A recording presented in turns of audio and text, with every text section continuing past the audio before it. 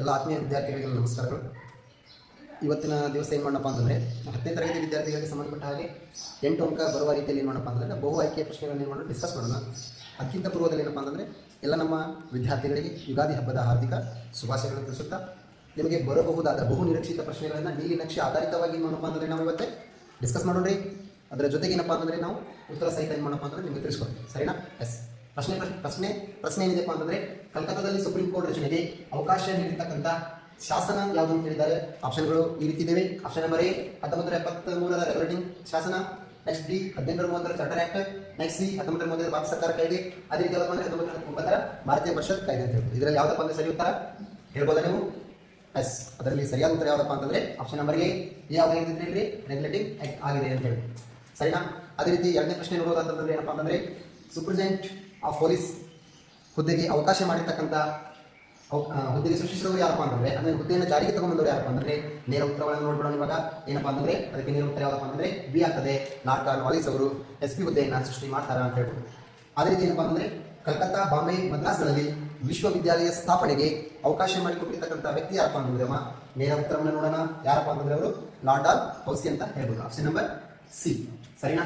Next 4ನೇ ಪ್ರಶ್ನೆ ನೋಡೋಣ. ಈಗ 4ನೇ ಪ್ರಶ್ನೆ ಏನಿದೆಪ್ಪ ಅಂತಂದರೆ ಮುಸ್ಲಿಮರಿಗೆ ಪ್ರತ್ಯೇಕ ಚುನಾವಣಾ ಮತಗಟ್ಟೆಗೆ ವ್ಯವಸ್ಥೆಗೆ ಜಾರಿಗೆ ತಂದಿರ್ತಕ್ಕಂಥ ಶಾಸನ. ಅಂದರೆ ಮುಸ್ಲಿಮ್ಸ್ಗೆ ಏನು ಮಾಡ್ತಾರಪ್ಪ ಅಂತಂದರೆ ಬಂಗಾಳವನ್ನು ವಿಭಜನೆ ಮಾಡಿದ ನಂತರ ಪ್ರತ್ಯೇಕವಾಗಿ ಏನು ಮಾಡಬೇಕಪ್ಪ ಅಂದರೆ ನಮಗೆ ಚುನಾವಣಾ ಮತಗಟ್ಟೆಯನ್ನು ಜಾರಿಗೆ ತಗೊಂಡು ಕೇಳ್ತಾರೆ. ಅವರ ಪ್ರತ್ಯೇಕ ಮತಗಟ್ಟೆಯನ್ನು ಜಾರಿಗೆ ಮಾಡಲು ಅವಕಾಶ ಮಾಡಿಕೊಟ್ಟಿರ್ತಕ್ಕಂಥ ಕಾಯ್ದೆ ಯಾವಪ್ಪ ಅಂತಂದರೆ ಇದು 1909ರ ಭಾರತೀಯ ಸರ್ಕಾರ ಕಾಯ್ದೆ ಅಂತ ಹೇಳ್ಬೋದು. ಅದೇ ರೀತಿ ನೆಕ್ಸ್ಟ್ 5ನೇ ಪ್ರಶ್ನೆ ಯಾವಪ್ಪ ಅಂತಂದರೆ ಇದು 1935ರ ಭಾರತದ ಸರ್ಕಾರದ ಕಾಯ್ದೆ ಸ್ವತಂತ್ರ ಭಾರತದ ಒಂದು ಪ್ರಮುಖ ಕಾಯ್ದೆ ಆಗಿದೆ ಅಥವಾ ದಾಖಲೆ. ಅಂದರೆ 1935ರ ಕಾಯ್ದೆಯ ವಿಶೇಷತೆ ಏನು ಅನ್ನೋದು ಸರಿ. ನೇರ ಉತ್ತರಕ್ಕೆ ಹೋಗೋಣ. ಇವಾಗ ಏನು ಅವಕಾಶವನ್ನು ಕಲ್ಪಿಸಿಕೊಟ್ಟಿದೆಪ್ಪ ಅಂತಂದರೆ ವಿಧಿ ಆಪ್ಷನ್ ನಂಬರ್ ಡಿ ಏನು ಹೇಳಿದಪ್ಪ ಅಂತಂದರೆ ನಮಗೆ ಅಖಿಲ ಭಾರತ ಒಕ್ಕೂಟ ರಚನೆಗೆ ಮಾಡಿದೆಪ್ಪ ಅಂತಂದರೆ 1935ರ ಭಾರತ ಸರ್ಕಾರ ಕಾಯ್ದೆ ಅವಕಾಶವನ್ನು ಕಲ್ಪಿಸಿದೆ ಅಂತ ಹೇಳ್ಬೋದು. ಸರಿನಾ? ನೆಕ್ಸ್ಟ್ ಅದೇ ರೀತಿ ಯಾವುದಪ್ಪ ಅಂತಂದರೆ ಕಾಯಂ ಜಮೀನ್ದಾರ ಪದ್ಧತಿಯನ್ನು ಜಾರಿಗೆ ತಂದ ಗವರ್ನರ್ ಜನರಲ್ ಯಾರು ಹೇಳ್ಬೋದ್ರಿ ನೀವು? ಹೇಳಿ ನೋಡೋಣ. ಯಾವುದಪ್ಪ ಅಂತಂದರೆ ಆಪ್ಷನ್ ನಂಬರ್ ಏನಪ್ಪ ಅಂತಂದರೆ ಬಿ ಆಗ್ತದೆ. ಅದರಲ್ಲಿ ಯಾವಪ್ಪ ಅಂತಂದರೆ ಅವರು ಲಾರ್ಡ್ ಕಾರ್ನ್ವಾಲಿಸ್ ಅವರು ಏನು ಮಾಡ್ತಾರ ಕಾಯಂ ಜಮೀನ್ದಾರಿ ಪದ್ಧತಿಯನ್ನು ಜಾರಿಗೆ ತಗೊಂಡು ಬರ್ತಾರ ಅಂತ ಹೇಳ್ತಾರೆ. ಸರಿನಾ? ನೆಕ್ಸ್ಟ್ ಆಧುನಿಕ ಭಾರತದ ಶಿಕ್ಷಣ ವ್ಯವಸ್ಥೆಗೆ ತಲೆಯಲ್ಲಿ ಹಾಕಿರ್ತಕ್ಕಂಥ ವರದಿ ಅಂದರೆ ಏನಪ್ಪ ಅಂದರೆ ಭಾರತದಲ್ಲಿ ಶಿಕ್ಷಣ ಕಾಯ್ದೆಗಳನ್ನ ಜಾರಿಗೆ ತಗೊಂಡ್ಬರ್ತಾರೆ. ಅದರ ಮೂಲ ವರದಿಯನ್ನು ಯಾರು ಹೇಳ್ತಾರಪ್ಪ ಅಂತಂದರೆ ನಾವು ಹೇಳ್ಬೋದು, ಗುರುತಿಸ್ತೀವಿ ಎಲ್ಲರೂ ನೀವು. ಅದ್ಯಾವುದಪ್ಪ ಅಂತಂದರೆ ಮೆಕಾಲೆ ವರದಿ ಅಂತ ಹೇಳ್ಬೋದು. ಸರಿನಾ ವಿದ್ಯಾರ್ಥಿಗಳೇ? ನೆಕ್ಸ್ಟ್ ನೋಡೋಣ. 8ನೇ ಪ್ರಶ್ನೆ ಯಾವುದಿದೆ ಅಂತಂದ್ರೆ ಮೈಸೂರಿನ ರಾಜ್ಯಗೀತೆ ಯಾವುದಪ್ಪ ಅಂತಂದರೆ ಅದು ಕಾಯೋಶ್ರೀ ಗೌರಿಯನ್ನು ಬರೆದಂಥವ್ರು ಯಾರಪ್ಪ ಅಂತಂದರೆ ಹೇಳ್ಬೋದು ಬಸಪ್ಪ ಶಾಸ್ತ್ರಿ ಅವರು ಏನು ಮಾಡ್ತಾರಪ್ಪ ಅಂತಂದರೆ ಕಾಯೋಶ್ರೀ ಗೌರಿಯನ್ನು ಬರೀತಾರೆ ಅಂತ ಹೇಳ್ಬೋದು. ಅದೇ ರೀತಿ ಏನಪ್ಪ ಅಂತಂದರೆ ಮೊದಲ ಆಂಗ್ಲೋ ಮೈಸೂರು ಯುದ್ಧ ಏನಪ್ಪ ಅಂತಂದರೆ ಫಸ್ಟ್ನೇ ಆಂಗ್ಲೋ ಮೈಸೂರು ಯುದ್ಧ ಯಾವ ಒಪ್ಪಂದದೊಂದಿಗೆ ಕೊನೆಗೊಳ್ತದ ಅಂತ ಹೇಳ್ಬೋದು. ಯಾವ ಒಪ್ಪಂದೊಂದಿಗೆ ಹೇಳ್ತೀರಿ? ಯಾವ ಒಪ್ಪಂದದೊಂದಿಗೆ ಕೊನೆಗೊಂಡಿತ್ತು ಹೇಳ್ಬೋದ್ರಿ? ಎಸ್. ನೇರ ಉತ್ತರವನ್ನು ನೋಡೋಣ. ಯಾವುದಪ್ಪ ಅಂತಂದರೆ ಅದು ಮದ್ರಾಸ್ ಒಪ್ಪಂದದೊಂದಿಗೆ ಮೊದಲನೇ ಆಂಗ್ಲೋ ಮೈಸೂರು ಯುದ್ಧ ಕೊನೆಗೊಳ್ತದ ಅಂತ ಹೇಳ್ಬೋದು. ನೆಕ್ಸ್ಟ್ ಪ್ರಶ್ನೆ ನಂಬರ್ 10 ಯಾವುದಪ್ಪ ಅಂತಂದರೆ ಸುರಪುರವು ಈ ಕೆಳಕಂಡ ಜಿಲ್ಲೆಯಲ್ಲಿ ಕಂಡು ಬರ್ತದೆ. ಎಲ್ಲಿ ಕಂಡು ಬರ್ತದಪ್ಪ ಅಂತಂದರೆ ಸುರಪುರವು ಈ ಕೆಳಕಂಡ ಜಿಲ್ಲೆಯಲ್ಲಿ ಕಂಡು ಬರ್ತದೆ ಅಂತಂದರೆ ನೇರವಾಗಿ ನೋಡೋಣ. ಯಾವುದಪ್ಪ ಅಂತಂದರೆ ಇದು ಯಾದಗಿರಿ ಜಿಲ್ಲೆಯಲ್ಲಿ ಕಂಡು ಬರ್ತದೆ ಅಂತ ಹೇಳ್ಬೋದು. ಸರಿನಾ? ನೆಕ್ಸ್ಟ್ 11ನೇ ಪ್ರಶ್ನೆ ನಾವೀಗ ಡಿಸ್ಕಸ್ ಮಾಡ್ತಾ ಇರೋದು 60ಕ್ಕೂ ಹೆಚ್ಚು ಪ್ರಶ್ನೆಗಳಾದವು ವಿದ್ಯಾರ್ಥಿಗಳೇ. ಅದರಲ್ಲಿ ಕಂಪಲ್ಸರಿ ನಿಮಗೆ 8 ಪ್ರಶ್ನೆಗಳು ಬರ್ತಾವ ಮತ್ತು 8 ಪ್ರಶ್ನೆಗಳು ಜೊತೆಗೆ 8 ಮಾರ್ಕ್ಸ್ಗಳು ನಿಮ್ಮ ಕಿಶೆಯಲ್ಲಿ ಇರ್ತಾವ ಅಂತ ಹೇಳ್ಬೋದು. ಸರಿನಾ? ಪ್ರಶ್ನೆ ನಂಬರ್ 11 ಸಂಗೊಳ್ಳಿ ರಾಯಣ್ಣನನ್ನ ಗಲ್ಲಿಗೇರಿಸಿದ ಸ್ಥಳ ಯಾವ್ದು ಹೇಳ್ಬೋದ್ರಿ? ಈ ಉತ್ತರವನ್ನು ಏನು ಮಾಡಿರಿ ನೀವೇ ಕಮೆಂಟಲ್ಲಿ ತಿಳಿಸಿರಿ ಅಂತ ಹೇಳ್ತಾ ಇದ್ದೀನಿ. ಎಸ್. ನೆಕ್ಸ್ಟ್ ಪ್ರಶ್ನೆ ನೋಡೋಣ. ಫೋರ್ಟ್ ನೆಕ್ಸ್ಟ್ ಪ್ರಶ್ನೆ ಏನೈತಪ್ಪ ಅಂದರೆ ಇದು ಫೋರ್ಟ್. ನೆಕ್ಸ್ಟ್ ಪ್ರಶ್ನೆ ಫೋರ್ಟ್ ನೋವೆ ಕದನದ ಪರಿಣಾಮವೇನೆಂದರೆ ಅಂತಂದ್ರೆ ಇದು ಯಾರ ಮಧ್ಯೆ ನಡೀತದೆ ಅಂತ ಕೇಳಿದಂಗೆ ಬ್ರಿಟಿಷರು ಮತ್ತು ಯಾರಪ್ಪ ಅಂತಂದರೆ ಮೈಸೂರು ಸಂಸ್ಥಾನದಲ್ಲಿ ನಡೆದಿದೆ. ಅದರಲ್ಲಿ 3 ಹೆಸರುಗಳನ್ನು ಕೊಟ್ಟಿದ್ದಾರೆ. ಹೆಸರುಗಳನ್ನು ಗುರುತಿಸಿದಾರ. ನಾವು ನೇರ ಉತ್ತರವನ್ನು ನೋಡೋಣ. ಯಾರಪ್ಪ ಅಂತಂದರೆ ಅದರಲ್ಲಿ ಟಿಪ್ಪು ಸುಲ್ತಾನ್ ಮತ್ತು ಬ್ರಿಟಿಷರ ಮಧ್ಯೆ ಏನಾಗುತ್ತಪ್ಪ ಅಂತಂದರೆ ಫೋರ್ಟ್ ನೋವಾ ಕದನ ಜರುಗ್ತದ ಅಂತ ಹೇಳ್ಬೋದು. ಸರಿ. ನೆಕ್ಸ್ಟ್ ಪ್ರಶ್ನೆ ಏನಪ್ಪ ಅಂತಂದರೆ ಇದು ಎಸ್. ನೆಕ್ಸ್ಟ್ ಯಾವುದಪ್ಪ ಅಂತಂದರೆ ಬೆಂಗಳೂರು ಮೈಸೂರು ರೈಲು ಮಾರ್ಗ ನಿರ್ಮಿಸಿದ ಕೀರ್ತಿ ಇವರಿಗೆ ಸಲ್ತದೆ. ಅಂದರೆ ಏನಪ್ಪ ಅಂತಂದರೆ ಬೆಂಗಳೂರು ಟು ಮೈಸೂರು ರೈಲ್ವೆ ಮಾರ್ಗವನ್ನು ನಿರ್ಮಾಣ ಮಾಡಿರ್ತಕ್ಕಂಥ ಕೀರ್ತಿ ಯಾರಿಗೆ ಸಲ್ತದೆ ಅಂತ ಹೇಳ್ಬೋದು. ಆಪ್ಷನ್ಗಳನ್ನು ನೋಡಿ ವಿದ್ಯಾರ್ಥಿಗಳೇ. ಎಸ್. ಆಪ್ಷನ್ಗಳು ನೋಡಿ. ಆಪ್ಷನ್ ನಂಬರ್ ಎ ಚಾಮರಾಜ ಒಡೆಯರು, ಆಪ್ಷನ್ ನಂಬರ್ ಬಿ ನಾಲ್ವಡಿ ಶ್ರೀಕೃಷ್ಣರಾಜ ಒಡೆಯರು, ಆಪ್ಷನ್ ನಂಬರ್ ಸಿ 10ನೇ ಚಾಮರಾಜ ಒಡೆಯರು, ಆಪ್ಷನ್ ನಂಬರ್ ಡಿ ಏನಪ್ಪ ಅಂತಂದರೆ ರಾಜ ಒಡೆಯರು. ಕಮೆಂಟಲ್ಲಿ ತಿಳಿಸ್ಬೋದಾ? ಎಸ್. ಬೇಡ, ನೇರ ಉತ್ತರ ನೋಡ್ಬಿಡೋಣ. ಯಾವ್ದಪ್ಪ ಅಂತಂದರೆ ಇದರಲ್ಲಿ 10ನೇ ಚಾಮರಾಜ ಒಡೆಯರು ಏನು ಮಾಡ್ತಾರಪ್ಪ ಅಂತಂದರೆ ಈ ಮಾರ್ಗವನ್ನು ರೈಲು ಮಾರ್ಗವನ್ನು ನಿರ್ಮಿಸ್ತಾರೆ ಅಂತ ಹೇಳ್ಬೋದು. ಸರಿನಾ? ಎಸ್. ನೆಕ್ಸ್ಟ್ ಮಹಾತ್ಮ ಗಾಂಧೀಜಿಯವರು ರಾಜರ್ಸಿ ಎಂದು ಯಾರನ್ನ ಕರೆಯುತ್ತಿದ್ದರು? ಆಪ್ಷನ್ ನಂಬರ್ ಆಗ ಹೇಳಿದ ರೀತಿಯಲ್ಲಿ 4 ಆಪ್ಷನ್ಗಳಿವೆ. ಉತ್ತರವನ್ನು ಗುರುತಿಸಬಹುದಾ? ಯಾರನ್ನ ಕರೀತಿದ್ರು? ಎಸ್, ಆಪ್ಷನ್ ನಂಬರ್ ಬಿ ಏನಾಗತ್ತಪ್ಪ ಅಂತಂದ್ರೆ ನಾಲ್ವಡಿ ಶ್ರೀಕೃಷ್ಣ ರಾಜರನ್ನ ಏನ್ ಮಾಡ್ತಿದ್ರು? ರಾಜರ್ಷಿ ಎಂದು ಏನ್ ಮಾಡ್ಬೇಕಾಗಿತ್ತಪ್ಪ ಅಂತಂದ್ರೆ ಬಿರುದನ್ನ ಮಹಾತ್ಮ ಗಾಂಧೀಜಿಯವರು ನೀಡಿದ್ದರು ಅಂತ ಹೇಳ್ಬೋದು. ಸರಿನಾ? ನೆಕ್ಸ್ಟ್ 15ನೇ ಪ್ರಶ್ನೆ ನೋಡೋಣ ವಿದ್ಯಾರ್ಥಿಗಳೀಗ. ಎಷ್ಟನೇ ಪ್ರಶ್ನೆ? 15ನೇ ಪ್ರಶ್ನೆ. ಎಸ್, 15ನೇ ಪ್ರಶ್ನೆ ಏನಾಗಿದೆಪ್ಪ ಅಂತಂದ್ರೆ ಮೈಸೂರು ಸಂಸ್ಥಾನದ ನವರಾತ್ರಿ ಉತ್ಸವವನ್ನ ಪ್ರಾರಂಭಿಸಿದವರು ಯಾರು ಅಂತ ಕೇಳಿದ್ದಾರೆ. ಅದರಲ್ಲಿ ಏನಪ್ಪ ಅಂದ್ರೆ ಮೈಸೂರು ಸಂಸ್ಥಾನದ ನವರಾತ್ರಿ ಉತ್ಸವ ಪ್ರಾರಂಭಿಸಿದವರು ಉತ್ಸವವನ್ನು ಶ್ರೀರಂಗಪಟ್ಟಣದಲ್ಲಿ, ಎಸ್ಪೆಷಲಿ ಏನಪ್ಪ ಅಂದ್ರೆ ಶ್ರೀರಂಗಪಟ್ಟಣದಲ್ಲಿ ಅಂತಂದ್ರೆ ಇದು ನಾಲ್ವಡಿ ಶ್ರೀಕೃಷ್ಣ ಶ್ರೀರಂಗಪಟ್ಟಣದಲ್ಲಪ್ಪ ಅಂತಂದ್ರೆ ಇದು ಮೈಸೂರು ರಾಜರ ಆಳ್ವಿಕೆಗೆ ಒಳಪಟ್ಟದೆ. ಅದಕ್ಕೋಸ್ಕರ ಏನಪ್ಪ ಅಂತಂದ್ರೆ ಆಪ್ಷನ್ ನಂಬರ್ ಏನಾಗುತ್ತಪ್ಪ ಅಂತಂದ್ರೆ ನಾವು ನೇರವಾಗಿ ನೋಡೋದಾದ್ರೆ option number D. Option number D ಅನ್ನು ನಾವು ಏನ್ ಮಾಡ್ಬೋದ್ರಿ? ರೌಂಡ್ ಅಪ್ ಮಾಡಬಹುದಾಗ್ತದೆ ಅಂತ ಹೇಳ್ಬೋದು. ರಾಜ್ಯ ಒಡೆಯರ್ ಏನ್ ಮಾಡ್ತಾರಪ್ಪ ಅಂತಂದ್ರೆ ಕರ್ನಾಟಕದಲ್ಲಿ ಅದು ಮೈಸೂರು ಸಂಸ್ಥಾನದಲ್ಲಿ ಏನ್ ಮಾಡ್ತಾರಪ್ಪ ಅಂತಂದ್ರೆ ಉತ್ಸವನ ಪ್ರಾರಂಭಿಸ್ತಾರೆ ಅಂತ ಹೇಳ್ಬೋದು. ನೆಕ್ಸ್ಟ್ 14ನೇ ಪ್ರಶ್ನೆ. ವಿಶ್ವದ ಯಾವುದೇ ಬಣಕ್ಕೆ ಸೇರಿರುವ ನೀತಿಯನ್ನು, ವಿಶ್ವದ ಯಾವುದೇ ಬಣಕ್ಕೆ ಅಂದ್ರೆ ಏನಪ್ಪ ಅಂದ್ರೆ ಎರಡು ಗುಂಪುಗಳ ಮಧ್ಯೆ ಸಂಘರ್ಷ ನಡೀತದೆ. ಅವಾಗ ಏನಪ್ಪ ಅಂದ್ರೆ ಈ ಗುಂಪು ಸೇರಲ್ಲ ಈ ಗುಂಪು ಸೇರಲ್ಲ, ಅದು ಯಾವ ನೀತಿ ಅಂತ ಹೇಳ್ಬೋದು? ಅದು ಯಾವ್ದಪ್ಪ ಅಂದ್ರೆ ಭಾರತವು ಸದಾಕಾಲ ಅನುಸರಿಸಿ ಬಂದಿರತಕ್ಕಂಥ ನೀತಿ ಯಾವ್ದಪ್ಪ ಅಂದ್ರೆ ಇದು ಅಲಿಪ್ತ ನೀತಿ. ಈ ಪ್ರಶ್ನೆಗೆ ಉತ್ತರ ಯಾವ್ದಪ್ಪ ಅಂದ್ರೆ ಅಲಿಪ್ತ ನೀತಿ ಅಂತ ಹೇಳ್ಬೋದು. ಸರಿನಾ? ನೆಕ್ಸ್ಟ್ 17ನೇ ಪ್ರಶ್ನೆ ಯಾವ್ದಪ್ಪ ಅಂತಂದ್ರೆ ಇದು ಕದನ ಬಾಂಧವ್ಯತ್ರಯ ಮೈತ್ರಿಕೂಟ ರಾಷ್ಟ್ರಗಳ ಸರಿಯಾದ ಗುಂಪು. ಇದು ಏನಾಗುತ್ತಪ್ಪ ಅಂದ್ರೆ ನಿಮ್ಗೆ ತುಂಬಾ ಕನ್ಫ್ಯೂಸ್ ಆಗ್ತದೆ. ಅದಕ್ಕೋಸ್ಕರ ಏನಪ್ಪ ಅಂದ್ರೆ ಕಂಪಲ್ಸರಿ ನೀವೇನ್ ಮಾಡ್ಬೇಕು? ಜಾಗತಿಕ ಯುದ್ಧಗಳ ಲೆಸನ್ ಅನ್ನ ಕಂಪಲ್ಸರಿ ಓದ್ಕೊಂಡಿರ್ಬೇಕು. ಆದ್ರೆ ಏನಪ್ಪ ಅಂದ್ರೆ ಈ ಸ್ವಲ್ಪ ನಿಮ್ಗೆ ರಿವಿಷನ್ ಮಾಡ್ಬೇಕು. ಕ್ವಿಕ್ ಒಂದು 10 ನಿಮಿಷ ಓದ್ಬೇಕಾದ್ರೆ ಕ್ಲಿಯರ್ ಆಗುತ್ತೆ. ಸರಿನಾ? ಅವಾಗ ನೇರ ಉತ್ತರ ಯಾವ್ದಾಗಿರುತ್ತಪ್ಪ ಅಂದ್ರೆ ಇದು ಬ್ರಿಟನ್, ಫ್ರಾನ್ಸ್, ರಷ್ಯಾ. ಏನಪ್ಪ ಅಂದ್ರೆ ಮೈತ್ರಿಕೂಟ ರಾಷ್ಟ್ರಗಳ ಸಂಘ ಯಾವ್ದಪ್ಪ ಆಗಿರುತ್ತಪ್ಪ ಅಂದ್ರೆ ಬ್ರಿಟನ್, ಫ್ರಾನ್ಸ್, ರಷ್ಯಾ ಆಗಿರ್ತದೆ ಅಂತ ಹೇಳ್ಬೋದು. ಸರಿನಾ? ನೆಕ್ಸ್ಟ್ 18ನೇ ಪ್ರಶ್ನೆ ಎಲ್ಲರಿಗೂ ಗೊತ್ತಿರಬಹುದು ಅನ್ಕೋತೀನಿ. ಯಪ್ಪ ಎಸ್, ಪ್ರಶ್ನೆ ನೋಡೋಣ. ಹಿರೋಶಿಮಾ ಮತ್ತು ನಾಗಸಕಿ ನಗರಗಳಿರುವುದು ಎಲ್ಲಿರಬಹುದು? ಎಸ್, ಕಮೆಂಟ್ ಮೂಲಕ ತಿಳಿಸಿ ಅಂತ ಹೇಳ್ತೇನೆ ವಿದ್ಯಾರ್ಥಿಗಳೇ. ಸರಿ, ನೆಕ್ಸ್ಟ್ ಮೊದಲನೇ ಮಹಾಯುದ್ಧವನ್ನು ಅಂತ್ಯಗೊಳಿಸಿದ ಒಪ್ಪಂದ, ಫಸ್ಟ್ನೇ ವರ್ಲ್ಡ್ ವಾರ್ ಯಾವ ಒಪ್ಪಂದದೊಂದಿಗೆ ಕೊನೆಗೊಂಡಿತು ಅಂತ ಹೇಳ್ಬೋದು. ಸರಿನಾ? ಎಸ್, ಮೊದಲನೇ ಮಹಾಯುದ್ಧವನ್ನು ಅಂತ್ಯಗೊಳಿಸಿದ ಒಪ್ಪಂದ. ಮೊದಲನೇ ಮಹಾಯುದ್ಧ ಅಂತ್ಯಗೊಳಿಸಿರ್ತಕ್ಕಂಥ ಒಪ್ಪಂದ ಯಾವ್ದಪ್ಪ ಅಂತಂದ್ರೆ ನೇರವಾಗಿ ಉತ್ತರ ನೋಡೋಣ. ಇವಾಗ ನಾವು ನೇರ ಉತ್ತರ ಏನಾಗಿರ್ತದಪ್ಪ ಅಂತಂದ್ರೆ ವರ್ಷನ್ಸ್ ಒಪ್ಪಂದ ಆಗಿರ್ತದೆ ಅಂತ ಹೇಳ್ಬೋದು. ಅದೇ ರೀತಿ ನೆಕ್ಸ್ಟ್ ಪ್ರಶ್ನೆ ಯಾವ್ದಪ್ಪ ಅಂದ್ರೆ ಶೀತಲ ಸಮರ ಜರುಗಿದ 2 ರಾಷ್ಟ್ರಗಳ ಸರಿಯಾದ ಗುಂಪು. ಶೀತಲ ಸಮರ ನೆನಪು ಒಳಗೆ ಈ ರಾಷ್ಟ್ರದವರು ಅಲ್ಲಿ ಗಲಭೆಗಳನ್ನು ಮಾಡೋದು, ಆ ರಾಷ್ಟ್ರದವರು ಅಲ್ಲೇ ಹೋಗಿ ಗಲಭೆಗಳನ್ನು ಮಾಡೋದು, ಅವರ ಸುದ್ದಿಗಳನ್ನು ತಿಳಿಸ್ತಾ ಇರ್ತದೆ. ಅವ್ರ ಶೀತಲ ಸಮರ ಒಳಗೊಂಡಿರ್ತಕ್ಕಂಥ 2 ರಾಷ್ಟ್ರಗಳ ಗುಂಪು ಯಾವ್ದಪ್ಪ ಅಂತಂದ್ರೆ ಇದು ಯಾವ್ದಪ್ಪ ಅಂದ್ರೆ USA ಮತ್ತು USSR ಅಂದ್ರೆ ಅಮೆರಿಕ ಸಂಯುಕ್ತ ಸಂಸ್ಥಾನ ಮತ್ತು ಸೋವಿಯತ್ ರಷ್ಯಾ ಅಂತ ಹೇಳ್ಬೋದು. ಸರಿನಾ? ಎಸ್, ಅದೇ ರೀತಿ ಇವುಗಳಲ್ಲಿ ಉಳಿದುಗಳಿಗಿಂತ ಭಿನ್ನವಾಗಿರುವುದು ಏನಪ್ಪಾ ಅಂತಂದ್ರೆ ಇವುಗಳಲ್ಲಿ ಉಳಿದವುಗಳಿಗಿಂತ ಭಿನ್ನವಾಗಿರುವುದು ಏನಪ್ಪಾ ಅಂದ್ರೆ ಆಪ್ಷನ್ ನೋಡ್ರಿ. ಶತ್ರುಘ್ನ, ಕದನ ಬಾಂಧವ್ಯತ್ರಯ, ಕದನ ಸೌಹಾರ್ದತೆ, ಭೂದಂಗಿ ದಳ. ಇವೆಲ್ಲ ಏನಪ್ಪಾ ಅಂತಂದ್ರೆ ಒಂದು ಗುಂಪುಗಳಿಗೆ ಸಂಬಂಧಪಟ್ಟವಾಗಿದ್ದಾವ. ಅದೇ ರೀತಿ ಏನಾಗಿರ್ತದಪ್ಪ ಅಂತಂದ್ರೆ ಇಲ್ಲಿ ಬೇರೆ ಯಾವ್ದಪ್ಪ ಅಂದ್ರೆ ಇದೊಂದು ಜನಾಂಗಿಗಳಲ್ಲಿ ದ್ವೇಷ ಹುಟ್ಟಿಸ್ತಕ್ಕಂಥ ಹಿಟ್ಲರ್ ರೆಡಿ ಮಾಡತಕ್ಕಂಥ ಒಂದು ಗುಂಪು ಯಾವ್ದಪ್ಪ ಅಂತಂದ್ರೆ ಇದು ಭೂದಂಗಿ ದಳ ಅಂತ ಹೇಳ್ಬೋದು. ಸರಿನಾ? ನೇರವಾದ ಪ್ರಶ್ನೆ ನೋಡ್ಬಿಡೋಣ ಉತ್ತರ ಸಹಿತವಾಗಿ. 2ನೇ ಮಹಾಯುದ್ಧವು ಕೊನೆಗೊಂಡ ವರ್ಷ ಏನಪ್ಪಾ ಅಂತಂದ್ರೆ 2ನೇ ಮಹಾಯುದ್ಧ ಕೊನೆಗೊಂಡ ವರ್ಷ ಅಂತ ಹೇಳಿದ್ದಾರೆ. ತಿಳಿಸ್ತೀರಿ ಕಮೆಂಟ್ ಮೂಲಕ. 2ನೇ ಮಹಾಯುದ್ಧ ಕೊನೆಗೊಂಡ ವರ್ಷವನ್ನು ನೀವೇನ್ ಮಾಡ್ರಿ ಎಲ್ಲರೂ ಕಮೆಂಟ್ ಮೂಲಕ ತಿಳಿಸಿ ಅಂತಲ್ಲಿ ನಿಮ್ಮಲ್ಲಿ ಕೇಳ್ಕೊಳ್ತೇನೆ. ಸರಿನಾ? ನೆಕ್ಸ್ಟ್ ಅದೇ ರೀತಿ ಜೋಶಾಗಿರ್ಬೇಕು ಕಮೆಂಟ್ಗಳು. ಕದನ ಸೌಹಾರ್ದತೆಯ ಮೈತ್ರಿಕೂಟ ರಾಷ್ಟ್ರಗಳ ಸರಿಯಾದ ಗುಂಪು. ಕದನ ಸೌಹಾರ್ದತೆಯ ಮೈತ್ರಿಕೂಟ ರಾಷ್ಟ್ರಗಳ ಗುಂಪು ಯಾವ್ದಾಗಿರುತ್ತಪ್ಪ ಅಂತಂದ್ರೆ ಇಲ್ಲಿ ಕೂಡ ಬ್ರಿಟನ್, ಫ್ರಾನ್ಸ್, ರಷ್ಯಾ ಆಗಿದೆ ಅಂತ ಹೇಳ್ಬೋದು. ಸರಿನಾ? ನೆಕ್ಸ್ಟ್ ವಿಶ್ವಸಂಸ್ಥೆ ಸ್ಥಾಪನೆಯಾದ ವರ್ಷ ಏನ್ರಿ? ವಿಶ್ವಸಂಸ್ಥೆ ಸ್ಥಾಪನೆಯಾದ ವರ್ಷ ಯಾವುದಪ್ಪ ಅಂತಂದ್ರೆ ಆಪ್ಷನ್ ನಂಬರ್ ಎ 1950, 1900 ಬಿ 1945, 1919, 1948. ಸರಿಯಾದ ಉತ್ತರ ಯಾವ್ದಪ್ಪ ಅಂತಂದ್ರೆ ಇಲ್ಲಿ ಬಿ ಆಗ್ತದ. ಬಿ 1945 ಏನಾಗಿರ್ತದ್ರಿ ವಿಶ್ವಸಂಸ್ಥೆ ಜಾರಿಗೆ ಬಂದ ವರ್ಷ. ಸರಿನಾ? ನೆಕ್ಸ್ಟ್ 24ನೇ ಪ್ರಶ್ನೆ ನೋಡೋಣ. 24ನೇ ಪ್ರಶ್ನೆ ಏನಿದೆಪ್ಪ ಅಂತಂದ್ರೆ ಇದೆ ವಿಶ್ವಸಂಸ್ಥೆ ಎಂಬ ಪದವನ್ನು ಚಾಲ್ತಿಗೆ ತಂದವರು. ವಿಶ್ವಸಂಸ್ಥೆ ಎಂಬ ಪದವನ್ನ ಚಾಲ್ತಿಗೆ ತಂದವರು ಯಾರು ಅಂತ ಹೇಳ್ಬೋದು. ನೇರವಾಗಿ ಉತ್ತರವನ್ನು ನೋಡ್ಬಿಡೋಣ್ರಿ. ಎಸ್, ನೇರವಾದ ಉತ್ತರ ಏನಪ್ಪಾ ಅಂತಂದ್ರೆ ಫ್ರಾಂಕ್ಲಿನ್ ಡಿ ಮತ್ತು ರೂಸ್ವೆಲ್ಟ್ ಅವ್ರು ಏನ್ ಮಾಡ್ತಾರಪ್ಪ ಅಂತಂದ್ರೆ ಈ ವಿಶ್ವಸಂಸ್ಥೆ ಎಂಬ ಪದವನ್ನು ಮೊದಲ ಬಾರಿಗೆ ಬಳಸಿರ್ತಕ್ಕಂಥ ವ್ಯಕ್ತಿಗಳು ಅಂತ ಹೇಳ್ಬೋದು. ಸರಿನಾ? ನೆಕ್ಸ್ಟ್ ವಿಶ್ವಸಂಸ್ಥೆಯ ಮುಖ್ಯ ಕಚೇರಿ ಇರುವುದು ಯಾವ ನಗರ? ವಿಶ್ವಸಂಸ್ಥೆಯ ಮುಖ್ಯ ಕಚೇರಿ ಇರ್ತಕ್ಕಂಥ ನಗರ ಯಾವುದು ಅಂತ ಹೇಳ್ಬೋದು ವಿದ್ಯಾರ್ಥಿಗಳೇ. ಎಸ್, ಯಾವ್ದಪ್ಪ ಅಂತಂದ್ರೆ ಇದು ಮುಖ್ಯ ಕಚೇರಿ ನ್ಯೂಯಾರ್ಕ್ ಅಂತ ಹೇಳ್ಬೋದು. ಸರಿನಾ? ನೆಕ್ಸ್ಟ್ ವಿಶ್ವಸಂಸ್ಥೆಯ ಸಚಿವ ಸಂಪುಟ ಎನ್ನುವ ಮಾದರಿಯಲ್ಲಿರುವ ಅಂಗಸಂಸ್ಥೆ ಏನಪ್ಪಾ ಅಂತಂದ್ರೆ ವಿಶ್ವಸಂಸ್ಥೆಯ ಸಚಿವ ಸಂಪುಟ ಎನ್ನುವ ಮಾದರಿಯಲ್ಲಿರುವ ಅಂಗಸಂಸ್ಥೆ ಇರ್ತಾವೆ. ಅದರಲ್ಲಿ ಅದಕ್ಕೇನು ಕರಿತೀವಪ್ಪ ಅಂತಂದ್ರೆ ನಾವು ಸಚಿವ ಸಂಪುಟ ಅಂತ ಕರಿತೀವಿ. ಅದು ಸಾಮಾನ್ಯ ಸಭೆ ಇರ್ಬೋದು, ಸಚಿವಾಲಯ ಇರ್ಬೋದು, ಭದ್ರತಾ ಮಂಡಳಿ ಇರ್ಬೋದು, ದತ್ತಿ ಸಮಿತಿ. ಅದರಲ್ಲಿ ಸರಿಯಾದ ಉತ್ತರ ಯಾವುದಂತ ಕೇಳ್ತಾ ಇದ್ದಾರೆ. ಯಾವ್ದಂತ ಕೇಳ್ತೀರಿ ನೀವು? ಸರಿನಾ? ಅದರ ಉತ್ತರ ಯಾವ್ದಾಗಿದ್ದಪ್ಪ ಅಂತಂದ್ರೆ ಭದ್ರತಾ ಮಂಡಳಿ ಸರಿಯಾದ ಉತ್ತರ ಅಂತ ಹೇಳ್ಬೋದು. ಸರಿನಾ? ಅಂತಾರಾಷ್ಟ್ರೀಯ ನೆಕ್ಸ್ಟ್ ಪ್ರಶ್ನೆ 27ನೇ ಪ್ರಶ್ನೆ ಏನಪ್ಪಾ ಅಂತಂದ್ರೆ ಅಂತಾರಾಷ್ಟ್ರೀಯ ನ್ಯಾಯಾಲಯದ ಕೇಂದ್ರ ಕಚೇರಿ ಇರ್ತಕ್ಕಂಥ ಸ್ಥಳ ಯಾವುದು ಅಂತ ಹೇಳ್ತೀರಿ. ಎಸ್, ನೇರ ಉತ್ತರ ನೋಡ್ಬಿಡೋಣ. ದಿ ಹೇಗ್. ಸರಿನಾ? ನೆಕ್ಸ್ಟ್ ಆರೋಗ್ಯ ಸಂಸ್ಥೆ ಸ್ಥಾಪನೆಯಾದ ವರ್ಷ ಏನಪ್ಪಾ ಅಂತಂದ್ರೆ ವರ್ಲ್ಡ್ ಹೆಲ್ತ್ ಆರ್ಗನೈಸೇಷನ್ ಸ್ಥಾಪನೆಯಾದ ವರ್ಷ ಕೇಳ್ತಿದ್ದಾರೆ. ಕಮೆಂಟ್ ಅಲ್ಲಿ ತಿಳಿಸ್ತೀರಿ, ಉತ್ತರ ಹೇಳ್ಬಿಡೋದು. ಎಸ್, ನೇರ ಉತ್ತರ ಏನು ಮಾಡೋಣಪ್ಪ ಅಂತಂದ್ರೆ ಆಪ್ಷನ್ ನಂಬರ್ ಬಿ ಆಗಿರ್ತದ. 1948ರಲ್ಲಿ ಏನಾಗುತ್ತಪ್ಪ ಅಂತಂದ್ರೆ ವಿಶ್ವ ಆರೋಗ್ಯ ಸಂಸ್ಥೆ ಸ್ಥಾಪನೆ ಆಗ್ತದ ಅಂತ ಹೇಳ್ಬೋದು. ಸರಿನಾ? ನೆಕ್ಸ್ಟ್ 29ನೇ ಪ್ರಶ್ನೆ ನೋಡೋಣ. 1965ರಲ್ಲಿ ನೊಬೆಲ್ ಶಾಂತಿ ಪ್ರಶಸ್ತಿ ಪಡೆದ ವಿಶ್ವಸಂಸ್ಥೆಯ ಆಶ್ರಯಧಾತ ಸಂಸ್ಥೆ ಯಾವುದಪ್ಪ ಅಂತಂದ್ರೆ ಅದು ನೋಡ್ಬಿಡೋಣ ಡೈರೆಕ್ಟ್ರಿ. ಎಲ್ಲ ನೋಡಿ, ಯುನಿಸೆಫ್ ಏನಾಗಿದ್ದಪ್ಪ ಅಂತಂದ್ರೆ ಇದು ನೊಬೆಲ್ ಶಾಂತಿ ಪ್ರಶಸ್ತಿಯನ್ನು ಪಡೆದುಕೊಂಡಿರ್ತಕ್ಕಂಥ ಒಂದು ಸಂಸ್ಥೆ ಅಂತ ಹೇಳ್ಬೋದು. ಸರಿನಾ? ನೆಕ್ಸ್ಟ್ ಸಾರ್ಕ್ ಕೂಡ ಏನಪ್ಪಾ ಅಂತಂದ್ರೆ ಒಂದು ಸಂಸ್ಥೆ ಆಗಿದೆ. ಸಾರ್ಕ್ನ ಕೇಂದ್ರ ಕಚೇರಿ ಇರುವ ನಗರ ಅಂದ್ರೆ ಒಂದು ಹಿಂದುಳಿದ ರಾಷ್ಟ್ರಗಳ ಗುಂಪು, ಆ ರಾಷ್ಟ್ರದಲ್ಲಿ ನಾವು ಇದ್ವಿ, ಭಾರತ ಹೆಮ್ಮೆಯ ಭಾರತ ಕೂಡ ಇದೆ ಅಂತ ಹೇಳ್ಬೋದು. ಅದರ ಕೇಂದ್ರ ಕಚೇರಿ ಅಂತ ಕೇಳ್ತಾರೆ, ಏನಪ್ಪ ಅಂತಂದ್ರೆ ಅದು ನೇಪಾಳದ ಕಠಮಂಡು ಅಂತ ಹೇಳಿ. ಸರಿನಾ? ನೆಕ್ಸ್ಟ್ ಪ್ರಶ್ನೆ ನೋಡೋಣ. ಜಾಗತಿಕ ಸಂಸತ್ತು ಎಂದು ಪ್ರಸಿದ್ಧವಾಗಿರುವ ವಿಶ್ವಸಂಸ್ಥೆಯ ಅಂಗಸಂಸ್ಥೆ ಯಾವುದಂತ ಕೇಳ್ತಾರ, ನಾವು ನೇರವಾಗಿ ಉತ್ತರ ನೋಡ್ಬಿಡೋಣ.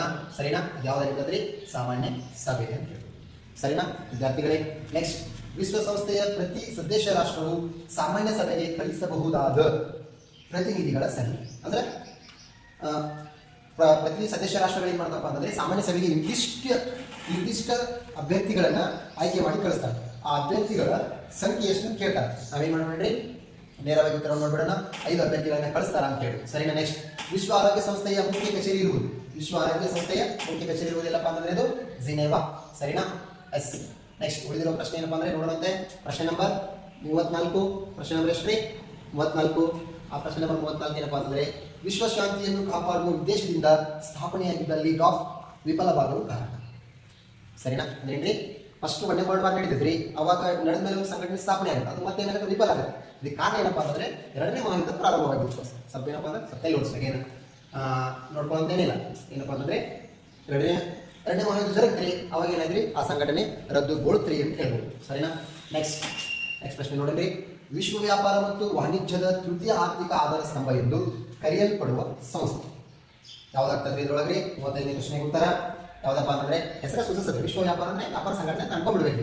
ನಾವು ಓದಲಿಕ್ಕೆ ಏನ್ ಮಾಡ್ಬೇಕಪ್ಪ ಅಂದ್ರೆ ಸ್ವಲ್ಪ ತಲೆ ಓಡಿಸ್ಬೇಕಂತಂದ್ರೆ ಮತ್ತು ಗುಂಪನಾಗ ಹೋಯ್ತಂದ್ರೆ ಅದ ಯಾವ್ದಪ್ಪ ಅಂತಂದ್ರೆ 35ನೇ ಪ್ರಶ್ನೆಗೆ ಉತ್ತರ ಯಾವ್ದಪ್ಪ ಅಂತಂದ್ರೆ ಅದು ವಿಶ್ವ ವ್ಯಾಪಾರ ಸಂಘಟನೆ ಅಂತ ಹೇಳ್ಬೋದು. ಸರಿನಾ? ಇದು ಫಿಕ್ಸ್ ಬರಬಹುದ್ರಿ. ಯಾವ್ದಪ್ಪ ಅಂತಂದ್ರೆ ಅಸ್ಪೃಶ್ಯತೆ ಆಚರಣೆಯನ್ನು ನಿಷೇಧಿಸಿದ ಸಂವಿಧಾನದ ವಿಧಿ ಅಂದ್ರೆ ಅಸ್ಪೃಶ್ಯತೆ ಆಚರಣೆ ಮಾಡೋದೇನಪ್ಪ ಅಂತಂದ್ರೆ ಅದು ತಪ್ಪು ಅಂತ ಹೇಳ್ತಾರೆ. ಆ ವಿಧಿ ಯಾವ್ದಪ್ಪ ಅಂತಂದ್ರೆ ಸಂವಿಧಾನದ 17ನೇ ವಿಧಿ ಅಂತ ಹೇಳ್ಬೇಕು. ಸರಿನಾ? ನೆಕ್ಸ್ಟ್, ಮಾನವ ಕುಲ ತಾನೆಂದು ಬಲಂ ಈ ವಾಕ್ಯವನ್ನ ಹೇಳಿದವರು ಅಥವಾ ಸೃಷ್ಟಿ ಮಾಡಿದವರು ಯಾರಪ್ಪ ಅಂತಂದ್ರೆ ನಾನು ಜನ ಅಂತೀನಿ, ಆದರೆ ತಪ್ಪಾಗುತ್ತೆ. ಏನ್ ಮಾಡ್ತೀವಿ ನೀವು? ಪಂಪ ಸರಿಯಾದ ಉತ್ತರ. ಸರಿನಾ?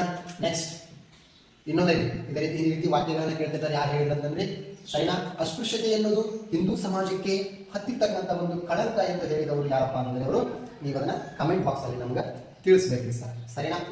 ನೆಕ್ಸ್ಟ್, ನಾಗರಿಕ ಹಕ್ಕುಗಳ ಸಂರಕ್ಷಣಾ ಕಾಯ್ದೆ ಜಾರಿಗೆ ಹಕ್ಕುಗಳ ಕಾಯ್ದೆ ಎಂದು ಮಾರ್ಪಡಿಸಿದ ವರ್ಷ ಯಾವಾಗಪ್ಪ ಅಂತಂದ್ರೆ ನಾಗರಿಕ ಹಕ್ಕುಗಳ ಸಂರಕ್ಷಣಾ ಕಾಯ್ದೆಯನ್ನು ಮಾರ್ಪಡಿಸಿದ ವರ್ಷ ಯಾವಾಗಪ್ಪ ಅಂದ್ರೆ 1955 ಆಗ್ತದೆ ಅಂತ ಹೇಳ್ಬೋದು. ನೆಕ್ಸ್ಟ್, ಅಸ್ಪೃಶ್ಯತೆ ಆಚರಣೆ ಶಿಕ್ಷಾರ್ಹ ಅಪರಾಧ ಎಂದು ತಿಳಿಸುವ ಕಾಯ್ದೆ. ಅಸ್ಪೃಶ್ಯತೆ ಆಚರಣೆ ಮಾಡೋದು ಏನಾಗಿರ್ತದಪ್ಪ ಅಂತಂದ್ರೆ ಕಡ್ಡಾಯವಾಗಿ ಏನಾಗಿರ್ತದಪ್ಪ ಅಂದ್ರೆ ಅಪರಾಧ ಎಂದು ತಿಳಿಸಲ್ಪಡ್ತಕ್ಕಂಥ ಕಾಯ್ದೆ ಯಾವ್ದಪ್ಪ ಅಂತಂದ್ರೆ ಅದು ಹೇಳ್ಬೋದು. ನೇರವಾಗಿ ನಾವು ಉತ್ತರಕ್ಕೆ ಬಂದ್ಬಿಡೋಣ. ಅಸ್ಪೃಶ್ಯತೆ ಅಪರಾಧಗಳ ಕಾಯ್ದೆ ಅಂತ ಹೇಳ್ಬೋದು. ಸರಿನಾ? ನೆಕ್ಸ್ಟ್, ಭಾರತದಲ್ಲಿ ಸ್ಥಳ ವಿನ್ಯಾಸ ವ್ಯವಸ್ಥೆಯನ್ನು ಈ ಕೆಳಗಿನಿಂದ ಗುರುತಿಸಬಹುದು. ಬೇರೆ ಬೇರೆ ರಾಷ್ಟ್ರಗಳಲ್ಲಿ ಒಂದೊಂದು ರೀತಿಯಾಗಿ ಏನೈತಪ್ಪ ಅಂದ್ರೆ ನಾವು ಸ್ಥಳಭೇದ ವಿನ್ಯಾಸವನ್ನು ಗುರುತಿಸ್ತೀವಿ. ವರ್ಣಭೇದ ನೀತಿಯನ್ನು ನಾವು ಆಫ್ರಿಕಾದಲ್ಲಿ ಗುರುತಿಸೋದಾದ್ರೆ, ಗುಲಾಮಗಿರಿಯನ್ನು ಕೂಡ ಏನು ಮಾಡ್ತೀವಿ ಅಂದ್ರೆ ಬೇರೆ ರಾಷ್ಟ್ರದಲ್ಲಿ ಗುರುತಿಸೋದಾದ್ರೆ, ನಾವು ಜಾತಿ ಪದ್ಧತಿಯನ್ನು ಭಾರತ ರಾಷ್ಟ್ರದಲ್ಲಿ ಏನು ಮಾಡ್ತೀವಿ, ನಾವು ಗುರುತಿಸ್ತೀವಿ. ಜಾತಿ ಆಧಾರದ ಮೇಲೆ ಏನು ಮಾಡ್ತೀವಪ್ಪ ಅಂದ್ರೆ ನಾವು ಸ್ಥಳ ವಿನ್ಯಾಸ ಮೇಲೆ ಕೀಲೊಂದು ಭಾವನೆಗಳಿಂದ ಗುರುತಿಸ್ತೀವಿ ಅಂತ ಹೇಳಿ. ಸರಿನಾ? ನೆಕ್ಸ್ಟ್, ಅಸ್ಪೃಶ್ಯತಾ ಅಪರಾಧಗಳ ಕಾಯ್ದೆಯನ್ನು ಜಾರಿಗೆ ತರಲಾದ ವರ್ಷ ಹೇಳ್ತೀರಿ, ಕಮೆಂಟಲ್ಲಿ ತಿಳಿಸ್ತೀರಿ, ಇಲ್ಲ ಉತ್ತರವನ್ನು ಹೇಳ್ಬಿಡೋಣ.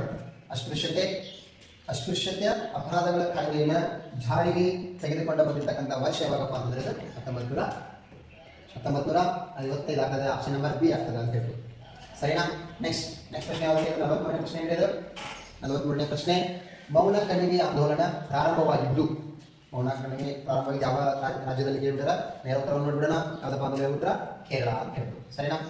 ಉತ್ತರ ಕನ್ನಡ ಜಿಲ್ಲೆಯ ಸಲ್ಯಾಣಿ ಗ್ರಾಮದಲ್ಲಿ ನಡೆದ ಪರಿಸರ ಚಳವಳಿ ಸರಿನಾ? ಯಾವುದಂತ ಹೇಳ್ತೀರಿ? ಎಸ್.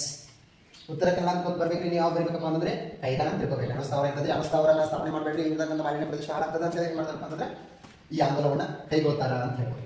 ನೆಕ್ಸ್ಟ್ ಪ್ರಶ್ನೆ, ನರ್ಮದಾ ಬಚಾವೋ ಆಂದೋಲನದ ನೇತೃತ್ವ ವಹಿಸಿದವರು ಯಾರು? ನರ್ಮದಾ ಬಚಾವೋ ಆಂದೋಲನದ ನೇತೃತ್ವವನ್ನು ವಹಿಸಿಕೊಂಡವರು ಯಾರಪ್ಪ ಅಂತಂದ್ರೆ ಸುಂದರ್ಲಾಲ್ ಬಹುಗೂಡ್ ಅಂತ ಹೇಳಿ. ಯಾವ್ದ್ರಿ? ಸುಂದರ್ಲಾಲ್ ಸಾರಿ ಮೇಧಾ ಪಾಟ್ಕರ್. ಯಾವ್ದ್ರಿ? ಮೇಧಾ ಪಾಟ್ಕರ್ ಅಂತ ಹೇಳ್ಬೇಕು. ಆಪ್ಷನ್ ನಂಬರ್ ಎ ಆಗಿರ್ತದ. ಸರಿಯಾದ ಉತ್ತರ ಮೇಧಾ ಪಾಟ್ಕರ್ ಅಂತ ಹೇಳಿ.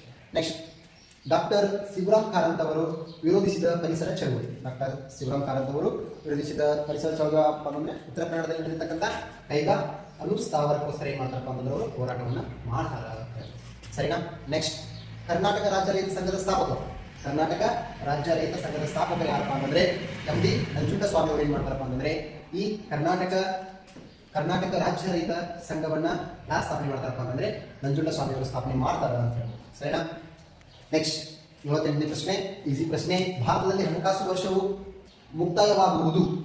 ಭಾರತದಲ್ಲಿ ಹಣಕಾಸು ವರ್ಷವು ಮುಕ್ತಾಯವಾಗುವುದು ಯಾವ ತಿಂಗಳದ ಯಾವ ದಿನದಂದು ಅಂತ ಕೇಳಿದ್ದಾರೆ. ಸರಿನಾ? ಇದನ್ನ ಏನ್ ಮಾಡಬೇಕು ಅಂತಂದ್ರೆ ಎಲ್ಲರೂ ಕಾಮೆಂಟ್ ಅಲ್ಲಿ ತಿಳಿಸ್ರಿ ಅಂತ ಕೇಳ್ಕೊತೀನಿ. ಸರಿನಾ?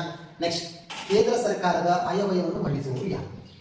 ಸರಿ, ಏನಪ್ಪ ಅಂದ್ರೆ ಕೇಂದ್ರ ಸರ್ಕಾರದ ಆಯವ್ಯಯವನ್ನು ಮಂಡಿಸೋರು ಯಾರಪ್ಪ ಅಂದ್ರೆ ಹಣಕಾಸು ಸಚಿವರು ಮಂಡಿಸ್ತಾರ. ಯಾರು ಮಂಡಿಸ್ತಾರೆ? ಕೇಂದ್ರ ಹಣಕಾಸು ಸಚಿವರು. ಕನ್ಫ್ಯೂಸ್ ಹಾಕೋಬೇಡ್ರಿ. ಮತ್ತೇನಪ್ಪ ಕನ್ಫ್ಯೂಸ್ ಹಾಕೋಬೇಡ್ರಿ. ಕೇಂದ್ರ ಕೇಳಿದಾರ ಕೇಂದ್ರ ಬರೀರಿ, ರಾಜ್ಯ ಕೇಳಿದ್ರ ರಾಜ್ಯ ಬರೀರಿ. ಅದು ಏನ್ ಮಾಡ್ಬೋದ್ರಿ ಅವರು? ಮತ್ತೇನ್ ಮಾಡ್ಬೋದ್ರಿ? ಪ್ರಸ್ತುತ ಕೇಂದ್ರ ಹಣಕಾಸು ಸರ್ಕಾರದ ಸಚಿವರು ಯಾರು ಕೇಳ್ಬೋದು. ಹೇಳ್ಬೋದ್ರಿ ನೀವು? ಪ್ರಸ್ತುತ ಹಣಕಾಸು ಸಚಿವರು ಯಾರು ಕೇಂದ್ರ ಕಮೆಂಟ್ ಅಂತ ತಿಳಿಸಿ. ಸರಿನಾ? ನೆಕ್ಸ್ಟ್, ಅಭಿವೃದ್ಧಿ ಹೊಂದುತ್ತಿರುವ ಸರ್ಕಾರಗಳು ಸಾಮಾನ್ಯವಾಗಿ ಈ ರೀತಿ ಆಯವ್ಯಯವನ್ನು ನಡೆಸ್ತಾರೆ.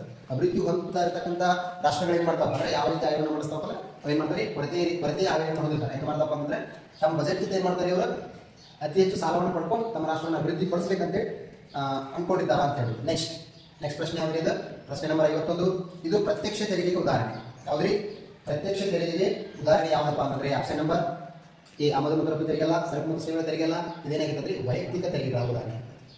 ಯಾವ್ದಪ್ಪ ಅಂತಂದ್ರೆ ಕಂಪನಿ ತೆರಿಗೆಗಳಿಗೆ ಉದಾಹರಣೆ ಅಂತ ಹೇಳ್ಬೋದು. ಸರಿನಾ? ನೆಕ್ಸ್ಟ್, ಕಾಂತದ ಎಲ್ಲರಿಗೂ ಕೂಡ ಎಸ್. ನೆಕ್ಸ್ಟ್, ಒಂದು ನಿಮಿಷ.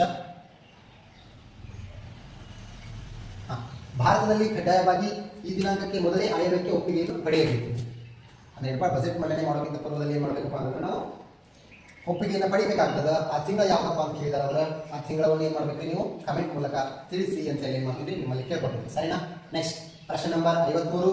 ಬ್ಯಾಂಕ್ ಎಂಬ ಪದವು ಇಟಾಲಿಯನ್ ಭಾಷೆಯ ಈ ಪದದಿಂದ ಬಂದಿದೆ. ಅದು ಬ್ಯಾಂಕೋ ಮತ್ತೇನಪ್ಪ ಬಾಂಚೋ ಮತ್ತು ಬ್ಯಾಂಚೋ ಯಾವ ಶಬ್ದದಿಂದ ಬಂದಿದೆ? ಅದು ಬ್ಯಾಂಕ್ ಎಂಬ ಪದವು ಇಟಾಲಿಯನ್ ಭಾಷೆಯ ಬ್ಯಾಂಕೋ ಎಂಬ ಪದದಿಂದ ಬಂದಿದೆ ಅಂತ ಹೇಳ್ಬೋದು. ಸರಿನಾ?